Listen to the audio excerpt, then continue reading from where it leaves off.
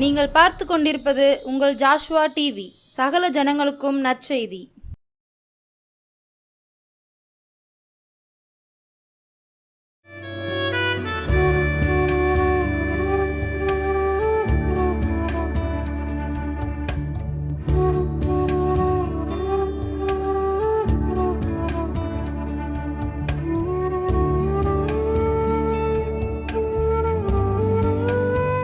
கிறிஸ்துவுக்குள் பிரியமான நம்முடைய ஜாஷுவா டிவி நேயர்கள் அனைவருக்கும் இயேசு கிறிஸ்து நாமத்தினால் இந்த மாதத்தின் 2வது ஞாயிற்றுக்கிழமை மாலை நேரத்தில் உங்களை பார்ப்பதில் மிகுந்த சந்தோஷம். கர்த்தர் தாமே இந்த மாதத்திலும் 2வது ஞாயிற்றுக்கிழமை நம்மளை பார்க்க கர்த்தர் கிருபை செய்திருக்கிறார். இந்த செய்தியை சொல்லத்தக்கதாய் பேசத்தக்கதாய் கர்த்தர் கிருபைகளை கொடுத்திருக்கிறார். உங்களை பார்ப்பதில் மிகுந்த சந்தோஷம். குறிப்பாக ஒவ்வொரு வாரமும் செய்திகளை கேட்கிறீர்கள் என்று சொல்லி நான் கர்த்தருக்குள் விசுவாசிக்கிறேன். அதை நான் திட்டம் தெளிவாக நான் சொல்லுகிறேன். அதனால் தொடர்ந்து நீங்கள் ஜெபத்தோடு செய்தியை கேட்கும் பொழுது இந்த செய்தியானது உங்களுடைய வாழ்க்கையில் ஒரு பெரிய மாற்றத்தை கொண்டு வரும் என்று சொல்லி நான் கண்டிப்பாக சொல்லுகிறேன். குறிப்பாக இந்த செய்தியோட தலைப்பு நான் ஏன் இழந்தேன். இதுதான் செய்தியோட தலைப்பு. இந்த செய்தியானது ஒரு 8-9 பாயிண்ட் வரும். இந்த வாரத்திலேருந்து இந்த மாதம் 3, அடுத்த வாரம் ஒரு 4-5, ஒரு 2 மாதத்திற்கு இந்த தலைப்பின் கீழ் செய்தியானது வரும். இதற்காக எடுக்கப்பட்ட பிரயாசங்கள் அதிகம். அதனால் தொடர்ந்து நீங்கள் ஜெபித்துக் கொள்ளுங்கள். எங்களுக்காகவும் எங்களுடைய சுகத்துக்காகவும் ஜெபித்துக் கொள்ளுங்கள். ஊழியங்களுக்காகவும் ஜெபித்துக் கொள்ளுங்கள்.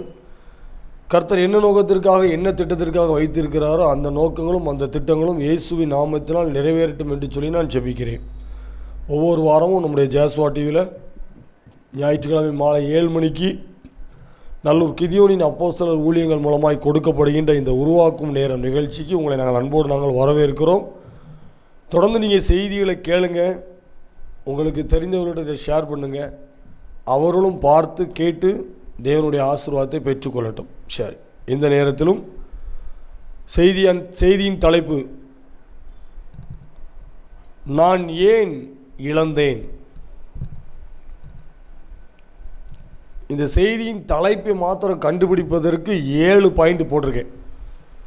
இந்த பாயிண்ட் வச்சா நல்லா இருக்குமா, இந்த பாயிண்ட் வச்சா நல்லா இருக்குமா, இந்த பாயிண்ட் நல்லா வச்சுருக்குமான்னு சொல்லி 7 பாயிண்ட் எழுதி அதுலேருந்து ஒரு பாயிண்ட் எடுக்கப்பட்டது தான் செய்தியின் தலைப்பு. நான் ஏன் இழந்தேன். இன்றைக்கி நிறைய பேருக்கு கேள்வி, நான் முன்னாடி எப்படி இருந்தேன், என் குடும்பம் எப்படி இருந்தது, என் பிள்ளைகள் எப்படி பிறந்தார்கள் படித்தார்கள், இன்றைக்கு என் குடும்பம் எப்படி இருக்கிறது, என் தொழில் ஆரம்பத்தில் எப்படி இருந்துச்சு, இப்போ என்னுடைய தொழில் ஏன் இப்படி இருக்குது. ஒரு சிலர் சொல்லுவாங்க, இவங்க நல்லா இருந்தாங்க ஆனால் அந்த இடத்துல ஒரு வீடு கட்டினாங்க, அந்த இடத்துல மாத்திரம் இவங்க வீடு கட்டாமல் இருந்தாங்கன்னா நல்லா இருந்திருக்கும். இந்த குடும்பம் நல்லா தொழில் பார்த்த குடும்பம், அந்த ஊரில் போய் ஒரு கல்யாணத்துக்கு பொண்ணு எடுத்தாங்க அப்படின்னு சொல்லி ஒவ்வொருத்தர் ஒவ்வொரு காரணத்தை சொல்லுவாங்க. நீங்கள் பார்த்துருக்கிறீங்க, உங்களுக்கு புரியும் நினைக்கிறேன். நான் ஏன் இழந்தேன் என்று சொல்லி நம்ம மேலே இருக்கிற காரணங்களை நம்ம வெளிக்கொண்டு வராமல், அங்கே நடந்துச்சு, அந்த வீட்டில் நடந்துச்சு, அந்த தெருவில் நடந்துச்சு, அந்த ஊரில் நடந்தது என்று சொல்லி காரணங்களை தட்டி செல்வோம். இன்றைக்கி நிறைய பேர் அப்படி தான் இன்றைக்கி இருக்கிறோம். என்னிடத்தில் என்ன குறைவுகள், எதனால் நான் இழந்துட்டேன். எங்கள் குடும்பத்தில் இவ்வளோ ஆசீர்வாதம் இருந்தது உண்மை, எங்ககிட்ட இவ்வளவு பலன் இருந்தது உண்மை, எங்ககிட்ட இவ்வளவு ஆட்கள் சப்போர்ட் இருந்தது உண்மை. ஆனால் இப்பொழுது நான் அநேக காரியங்களை நான் இழந்து விட்டேன்.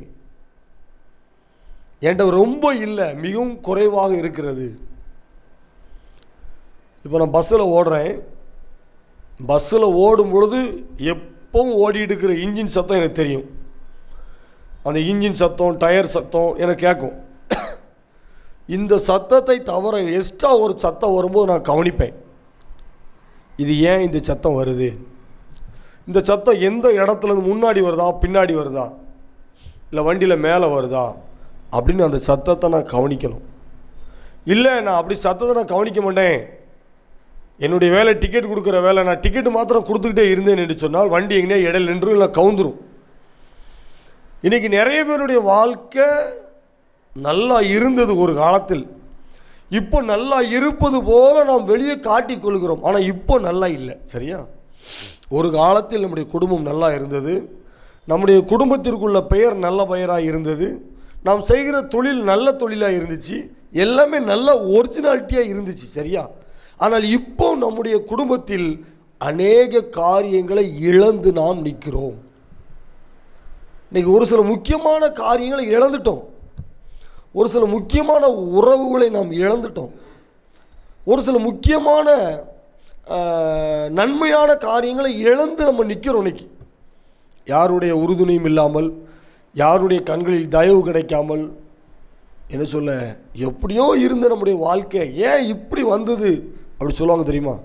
நாங்கள் இப்படி வருவோம்னு நினச்சே பார்த்ததில்லை, ஆனால் எங்கள் வீட்டில் இப்படி ஒரு சூழ்நிலை, இப்படி ஒரு இக்கட்டான சூழ்நிலை அப்படின்னு சொல்லி சொல்லுவாங்க. கேள்விப்பட்டிருக்கோமா? அப்போது நான் ஏன் இழந்தேன்? இவ்வளவு நன்மைகள் எங்கள் வீட்டில் இருந்தது உண்மை, இவ்வளவு காரியங்கள் எங்கள் வீட்டில் இருந்தது உண்மை, இவ்வளவு நல்ல நல்ல நல்ல நிகழ்ச்சிகள் எங்கள் வீட்டில் நடந்தது உண்மை. கொடுக்கிறவர்களாக இருந்தோம் நாங்கள் ஒரு காலத்தில், இப்போ நாங்கள் கடன் வாங்குறவங்களாக இருக்கிறோம். ஒரு காலத்தில் எங்களுடைய குடும்பத்தின் பெயரை கேட்டால் அவர்கள் பெரியவர்கள் நல்லவர்கள் என்று சொல்லுவார்கள், ஆனால் இப்பொழுது அதெல்லாம் நாங்கள் இழந்துட்டோம். நான் சொல்கிறது உங்களுக்கு புரியும் நினைக்கிறேன். இந்த செய்தி எல்லாருக்கும் கிடையாது. நிறைய காரியங்களை இழந்து தனிமையில் நின்று அழுது கொண்டிருக்கிறவர்களுக்கு மாத்திரம்தான் இந்த காரியம் புரியும். செல்வ செழிப்பாய் உள்ளவர்களுக்கு இந்த செய்தியானது புரியாது. செல்வ செழிப்பாய் இருந்து இப்போ ஒன்றுமில்லாமல் கஷ்டப்படுவார்கள் தெரியுமா, அவர்களுக்கு தான் இந்த செய்தி புரியும். அப்போ நான் ஏன் இழந்தேன், என்கிட்ட இருக்கிறத நான் ஏன் இழந்தேன், என்கிட்ட இருந்தது எப்படி ஏன் வெளியே போயிட்டு அதை எப்படி விட்டுட்டேன் அப்படின்னு சொல்லி நம்ம ஒரு 8-9 பாயிண்ட் கிட்டத்தட்ட ஒரு 2 மாதம் வரும்னு நினைக்கிறேன், அப்படிதான் வச்சுருக்கிறேன். அதனால் இந்த செய்தி ரொம்ப முக்கியமான ஒரு செய்தியாக நான் நினைக்கிறேன். இந்த செய்தி அநேக பேரோடு கூட பேசும் என்று சொல்லி நான் கர்த்தருக்குள் விசுவாசிக்கிறேன். அதனால் நான் ஏன் இழந்தேன் என்று சொல்லி முதல்ல என்னை நான் பார்க்கணும். அடுத்தவங்க காரணம், அடுத்தவன் காரணம், வேலைக்காரன் காரணம், அடுத்தவர்களை சொல்லக்கூடாது. நான் எதனால் இதை இழந்தேன், நான் எதனால் நிம்மதியை இழந்தேன், நான் எதனால் சந்தோஷத்தை இழந்தேன், நான் எதனால் ஒரு நம்பிக்கையை இழந்தேன், நான் எதனால் என்று சொல்லி நான் நான் நான் நான் எதனால் இழந்தேன், நான் ஏன் இழந்தேன், கொஞ்சம் யோசித்து பார்க்கணும். மற்றவர்களை குற்றம் சொல்வதற்கு நாம் சரியான நபர் அல்ல. நான் ஏன் இழந்தேன், எனக்குண்டானவைகளை நான் ஏன் இழந்தேன். இது என்கிட்ட தான் இருந்துச்சு ஆனால் இப்போ இல்லை, இந்த பொருள் என்கிட்ட தான் இருந்துச்சு ஆனால் இப்போ இல்லை, இந்த கார் என்கிட்ட தான் இருந்துச்சு ஆனால் இப்போ இல்லை, இந்த இடம் இந்த இடம் ஃபுல்லாக எங்கள் இடம் தான் ஆனால் இப்போ எங்ககிட்ட இல்லை. உங்களுக்கு சொல்கிறது நல்லா புரியும் நினைக்கிறேன். இந்த வீடு அது எங்கள் வீடு தான் முன்னாடி, ஆனால் இப்போ இல்லை, நான் இழந்து நிற்கிறேன். நாங்கள் இழந்து நிற்கிறோம் என்பதை விட நான் இழந்து நிற்கிறேன் என்பது தான் சரியான வார்த்தை. நாங்கள் இழந்துட்டோம் என்று சொன்னால் நிறைய பக்கம் தவறுகள் நடந்திருக்கிறோம், அது எனக்கு சொல்ல தெரியாது. ஆனால் நான் இழந்து நிற்கிறேன். ஏன் இழந்து நிற்கிறேன்? என்கிட்ட இருக்கிறது கைவிட்டு போயிட்டு, என்கிட்ட இருந்தது இப்போ அடுத்த ஆள்கிட்ட போயிட்டு, என்கிட்ட இருந்த அநேக நன்மையான பொருட்கள் அடுத்தவங்ககிட்ட போயிட்டு. அடுத்தவர்களை குறை சொல்வதற்காக அல்ல, நம்மை நாம் சிந்திப்பதற்காக, நம்மை நாம் தியானிப்பதற்காக ஒரு 10 நிமிஷம் செய்தி நீங்கள் கவனமாக கேளுங்க. கர்த்தர் உங்களோடு கூட பேசுவார். ஒரு 2 மனிதர்களை நான் காட்ட போகிறேன். 10 நிமிஷத்தில் 2 மனிதர்களை அவன் ஏன் எதனால் இழந்தான் அப்படிங்கிற ஒரு காரியத்தை நான் உங்களுக்கு காண்பிக்கிறேன் பரிசுத்த வேதாகமத்திலிருந்து. முதல் காரியம் ஆதாம் ஏவாள். ஆதியாகமம் 2ஆம் அதிகாரத்தில் இந்த சம்பவங்கள் ஃபுல்லாக நடக்கும்போதுங்க, ஆதியாகமம் 2ஆம் அதிகாரம் 8வது வசனத்தில் தேவனாகிய கர்த்தர் கிழக்கே ஏதேன் என்னும் ஒரு தோட்டத்தை உண்டாக்கி தாம் உருவாக்கின மனுஷனை அதிலே வைத்தார். கர்த்தர் தான் உருவாக்கின ஆதாம் என்கிற மனிதனை ஏதேன் தோட்டத்தில் வைக்கிறார். அதே ஆதியாகமம் 2ஆம் அதிகாரம் 10ஆம் வசனம் சொல்லுது, 4 பெரிய ஆறுகள் அந்த ஏதேன் தோட்டத்தில் ஓடிச்சான். அவ்வளோ பெரிய தோட்டம், கால்வாயல்ல, பெரிய ஆறுகள். வசனம் அப்படி தான் போட்டிருக்கு. பெரிய 4 ஆறுகள் அந்த ஏதேன் தோட்டத்திற்குள்ளே ஓடிச்சான். அதே இதில் 2ஆவது அதிகாரத்தில் 11ஆவது வசனம் சொல்லுது, அவ்விடத்திலே பொன் விளையும். பொன் விளைகின்ற, தங்கம் விளைகின்ற ஒரு ஐஸ்வர்யமான, ஒரு ஆசீர்வாதமான ஏதேன் தோட்டத்தை கர்த்தர் மனுஷனுக்கு கொடுத்திருந்தார். ஆதியாகமம் 2ஆம் அதிகாரம் 16, 17 நீங்கள் வாசித்து பார்த்தீங்கன்னா, அந்த இடத்தில் காணப்பட்ட அநேக கனிகளை புசிக்கலாம், எங்கனாலும் சுற்றி வரலாம், எல்லாம் செய்யலாம். நன்மை தீமை அறியும்படி ஒரு மரத்தில் இருக்கிற கனிகளை மாத்திரம் சாப்பிடக்கூடாது என்று சொல்லி கர்த்தர் ஆதாமுக்கு என்ன சொல்றாரு, கட்டளையிடுகிறார். 4 பெரிய ஆறுகள் ஓடுகின்றன, அதில் பொன் விளைகின்ற பூமியாக இருக்கிறது. அந்த 4 ஆறுகள் ஓடுகிற இடத்துல நன்மை அநேக மரங்களை கர்த்தர் வைத்திருக்கிறார், செழிப்பாக வச்சிருக்கிறார். ஒரு மரத்தில் இருக்கிற கனியை மாத்திரம் புசித்து சாப்பிடக்கூடாது என்று சொல்லி தேவன் ஆதாமுக்கு கட்டளையிடுகிறார். அது அப்படியே வருகிறது. 18, 19 நீங்கள் வாசித்து பார்த்தீங்கன்னா, ஆதாம் அநேக பறவைகளுக்கு பெயரிடுகிறான். அவன் என்னென்ன சொன்னானோ அதுதான் பேர். கடைசியாக ஆண்டவர் பார்க்கிறார். 19, 20, 21 நீங்கள் வாசித்து பாருங்கள். ஆதாம் தனிமையாக இருப்பதை பார்க்கிறார். அவனுக்கென்று சொல்லி ஏற்ற ஒரு மனுஷியை அவனுடைய விழா எலும்பிலிருந்து உருவாக்குகிறார். இதை நீங்கள் தொடர்ந்து வாசித்து பாருங்கள், உங்களுக்கு புரியும். அந்த மனுஷியோடு கூட ஆதாம் இருக்கிறான். அவளுக்கு பேர் ஏவாள். சரியா? இப்போ யோவான் 3ஆம் அதிகாரம் 1, 2, 3 நீங்கள் வாசித்து பார்த்தீங்கன்னா, பாம்பானது மிகவும் தந்திரமுள்ளதாக இருந்தது. அந்த சர்ப்பமானது ஆதாம்கிட்ட போய் பேசலை, ஏவாள்கிட்ட போய் பேசுது. ஸ்திரியே, ஏவாளே, உனக்கு கர்த்தர் இவ்வளோத்த கொடுத்தாரு, ஏன் அந்த மரத்தில் இருக்கிற கனிகளை மாத்திரம் நீங்கள் சாப்பிடக்கூடாது அப்படின்னு சொல்லி சர்ப்பமானது ஏவாள்கிட்ட போய் பேசுது. அப்பவும் இந்த ஏவாள் சொல்லியிருக்கலாம், ஆண்டவர் எங்களுக்கு இவ்வளோ ஆசீர்வாதம் கொடுத்தாரு, அந்த ஒரு கனி தானே சாப்பிடக்கூடாது, அப்போ வேண்டான்னு சொல்லி ஏவாள் சொல்லியிருக்கலாம்.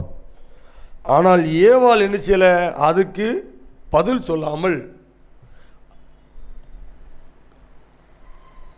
ஏவாள் சொல்லுவாங்க, சர்ப்பம் சொல்லும், அந்த கனிகளை சாப்பிடும் பொழுது உடைய கண்கள் திறக்கப்படும் அப்படின்னு சொல்லி சர்ப்பம் சொல்கிறத ஏவாள் கேட்டுவிடுவான். 6ஆவது வசனம் சொல்லுது, அப்பொழுது ஸ்திரியானவள் அந்த விருட்சம் புசிப்புக்கு நல்லதும் பார்வைக்கு இன்பமும். ஒரு வார்த்தை வருது, அந்த பழம் பார்க்கிறதுக்கு நல்லா இருக்கிற மாதிரி தருது.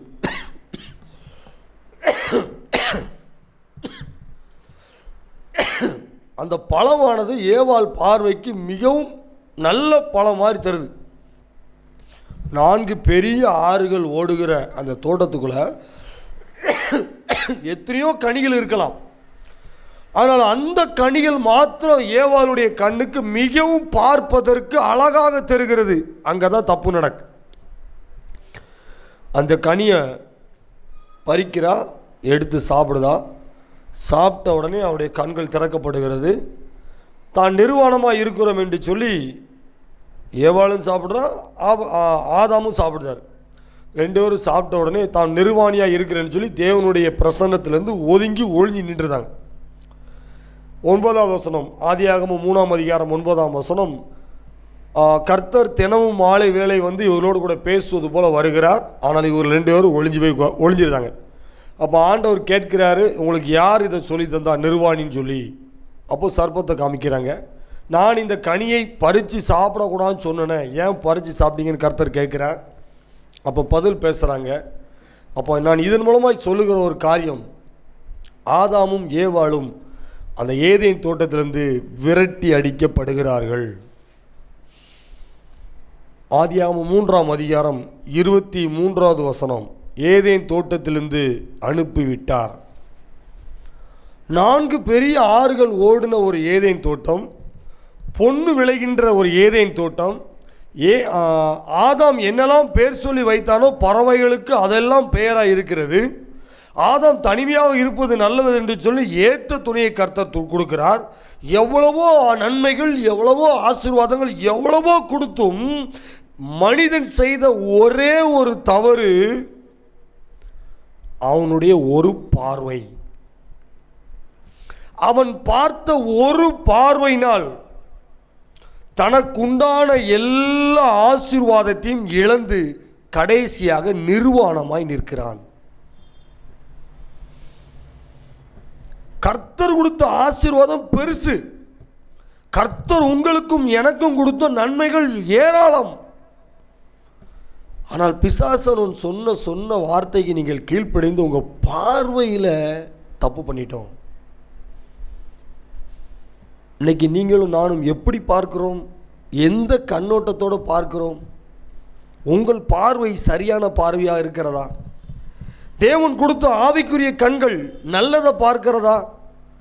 உங்களுடைய மாம்சீக கண்கள் நல்ல காரியங்களை பார்க்கிறதா?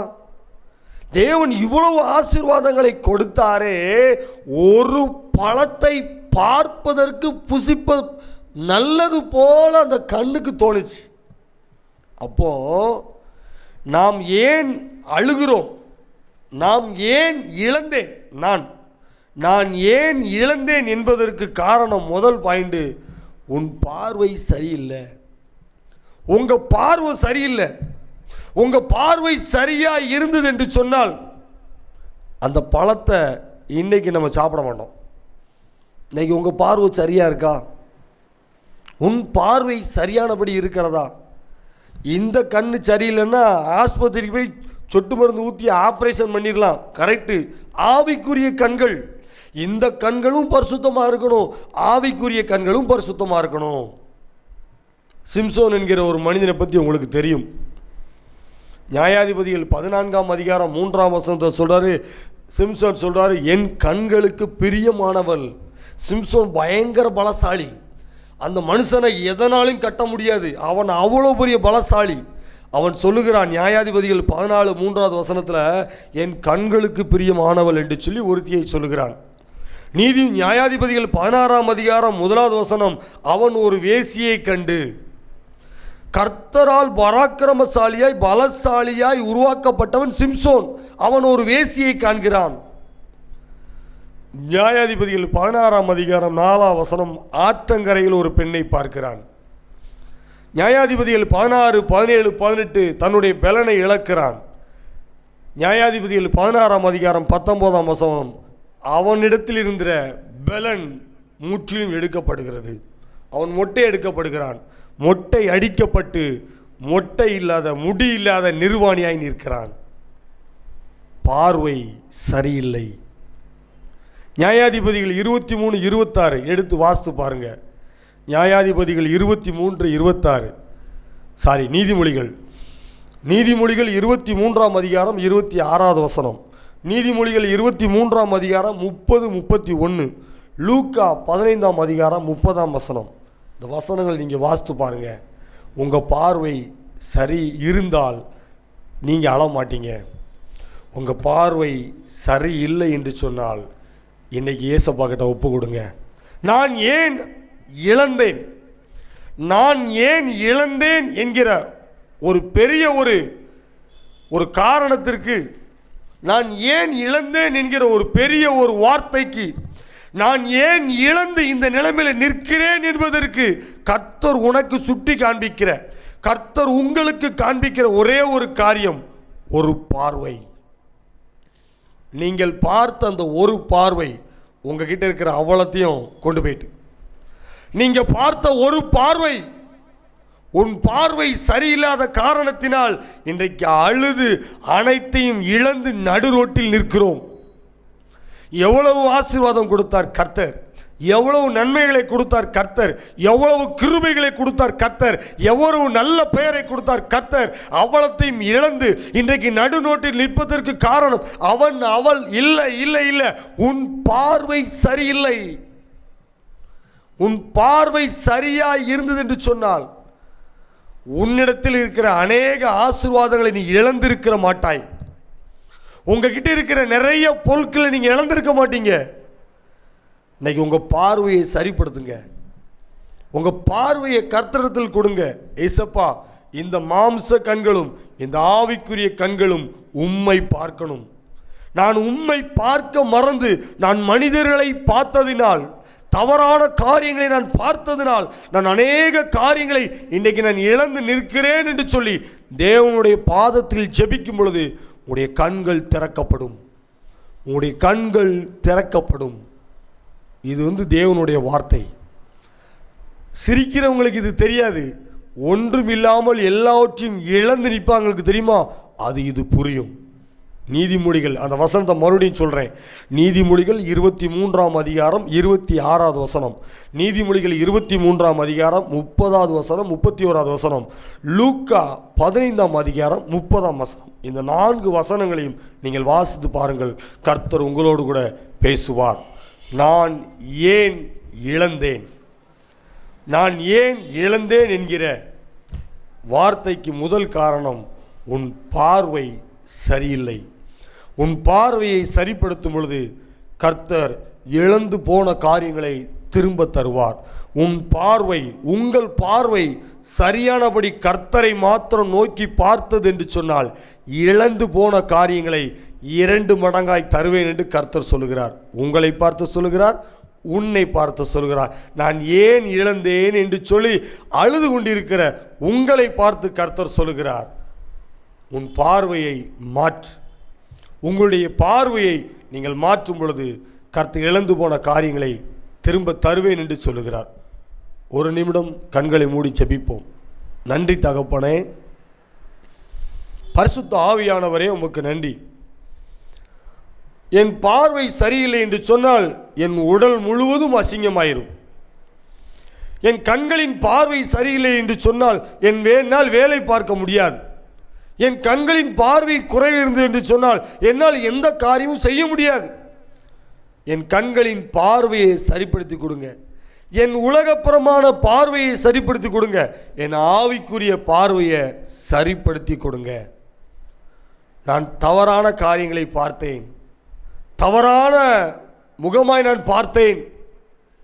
நான் இதனால் அநேக நன்மைகள் நான் இழந்து இன்றைக்கு நடு ரோட்டில் நிற்கிறேன். என்னை மன்னிங்க. என் பார்வையை நான் உம்முடைய கரத்தில் ஒப்பு கொடுக்கிறேன் என்று சொல்லி அவரிடத்தில் ஒப்பு கொடுப்போமா? ஒரு நிமிடம் ஒப்பு கொடுப்போமா? ஏசப்பா, என் கண்களின் பார்வையை நான் உம்முடைய கரத்தில் ஒப்பு கொடுக்கிறேன் என்று சொல்லி தேவனுடைய பாதத்தில் ஒப்பு கொடுத்து ஜெபிக்கும் பொழுது ஒரு பெரிய மாற்றத்தை கர்த்தர் இந்த நாளில் தருகிறார். நன்றி ஆண்டவரே, உம்மை துதிக்கிறோம். நான் ஏன் இழந்தேன் என்ற பெரிய கேள்விக்கு நீர் எங்களோடு கூட பேசின வார்த்தைகளுக்காய் உமக்கு நன்றி.